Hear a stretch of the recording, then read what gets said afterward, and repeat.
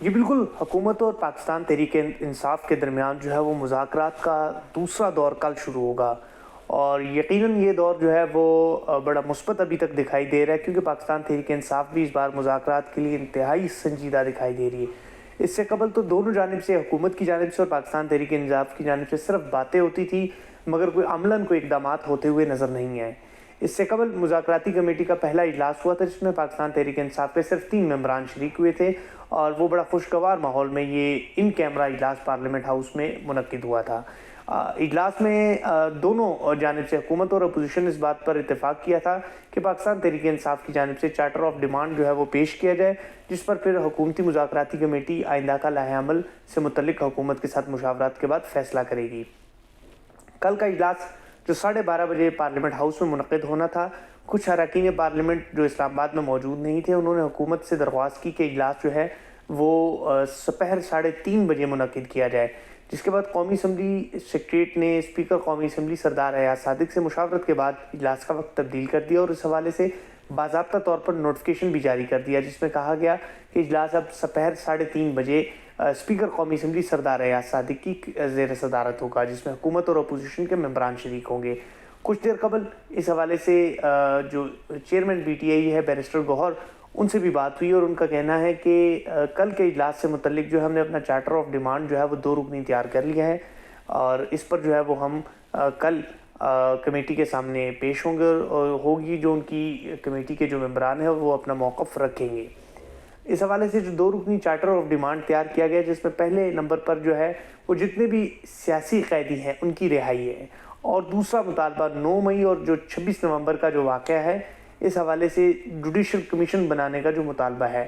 تو یقیناً ان 2 مطالبوں سے یہ ظاہر ہو رہا ہے کہ پاکستان تحریک انصاف کے جو دیگر مطالبات تھے اس سے وہ وڈرا ہو چکی ہیں، اور صرف 2 مطالبے رکھے گئے، یعنی وہ سنجیدہ دکھائی دے رہے ہیں۔ اب دیکھتے ہیں حکومت پاکستان تحریک انصاف کے ان 2 مطالبات کے حوالے سے کس حد تک عمل درآمد کرتی ہے یا نہیں کرتی، یا جو بھی ہوگا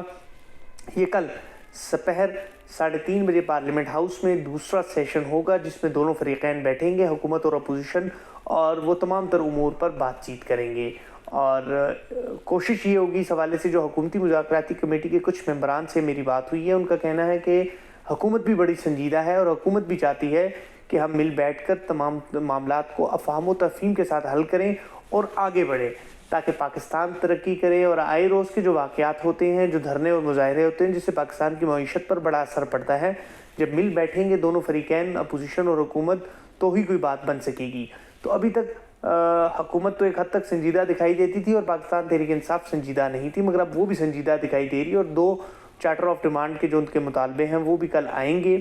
حکومتی کمیٹی کے سامنے، جس کی صدارت سردار ایاز صادق کریں گے۔ وہ اپنے مطالبات ان کے سامنے رکھیں گے،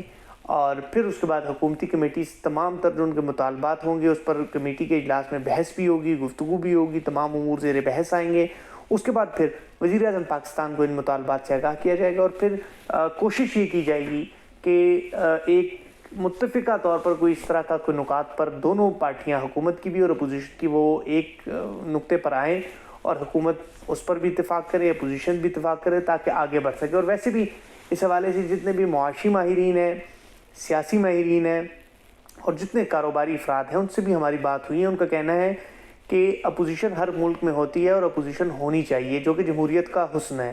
مگر اپوزیشن بھی اس طرح کی ہو کہ اس میں معیشت پر کوئی اثر نہ پڑے، اور پارلیمان کے اندر جو ہے وہ پارلیمانی انداز سے اپوزیشن ہونی چاہیے۔ تو یقیناً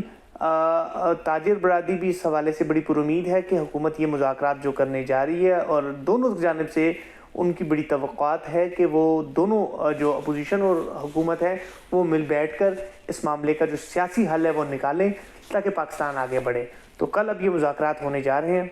تو دیکھتے ہیں کہ کل حکومت کس حد تک اپنی سنجیدگی دکھاتی ہے، اور اپوزیشن کس حد تک، اور کیا حکومت اپوزیشن جو ہے وہ حکومت کو قائل کر پائے گی، یا پھر حکومت اپوزیشن کو قائل کر پائے گی، یا پھر